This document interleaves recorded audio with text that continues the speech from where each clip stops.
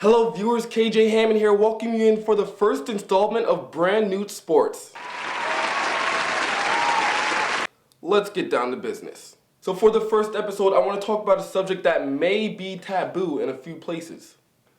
Racism. So I was debating and going back and forth if I should start with this subject, but what the heck, why not?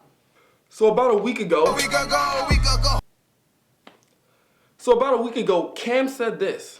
You know, I'm an African-American quarterback that may scare a lot of people because they haven't seen nothing that they can compare me to. To which ESPN responded with a poll that stated 62% of Americans believe that it's Cam's style of play and not a race issue. Whoa ho ho, not today, Satan. ESPN, I will not let you pull the wool over my eyes and trick me using implicit and structural forms of racism to make me believe that this issue has nothing to do with race whatsoever. If this man says he's criticized more because of the color of his skin, it is not your job to invalidate his experience and say, "Welp, the nation says otherwise." But just in case you don't understand, let's play a little game. One of these things is not like the others. One of these things doesn't belong. Can you tell which thing is not like the other by the time I finish this song? Player 1 does his signature move after every touchdown score, and the fans loved it so much they handed him a multi-year commercial contract. Player 2 also has a signature touchdown move, and it became so popular his name became an adverb. Player 3, well actually I don't have anything to say about that, Player 3. Player 4 dances to the own beat of his drum, and instead of being praised for his celebration, he gets crucified for it. I don't think I could paint a more vivid picture for you. Moving on.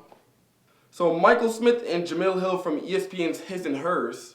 First off, great show. I love y'all. Keep up the good work. Typically in a debate, there's a case for both sides, but in this question, there's only one correct answer.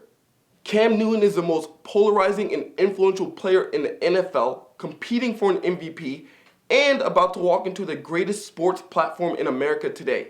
If there's any athlete that I want talking about race in this situation, it's this man right here.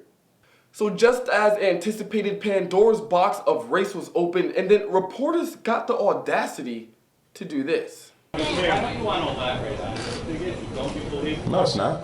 The stereotype that a mobile black quarterback cannot throw in the pocket effectively. You don't think that exists? I think we shouted that a long time ago. You really believe that? It's fine.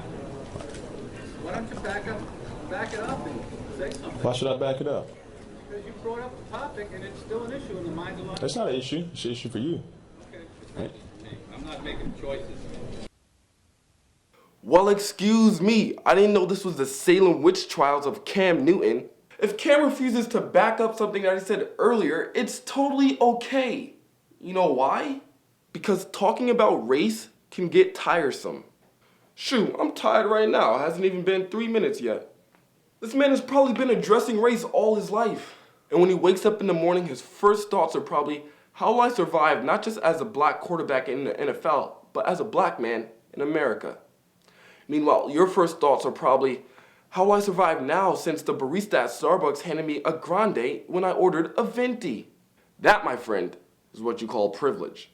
Thank goodness the Super Bowl is this weekend so we could finally settle all this race talk on the field. So I'm picking the Panthers to win, and believe it or not, race has nothing to do with it. Panthers are just the better team, and my prediction for the final score is 33-24. Till next time, keep pounding, Nute out.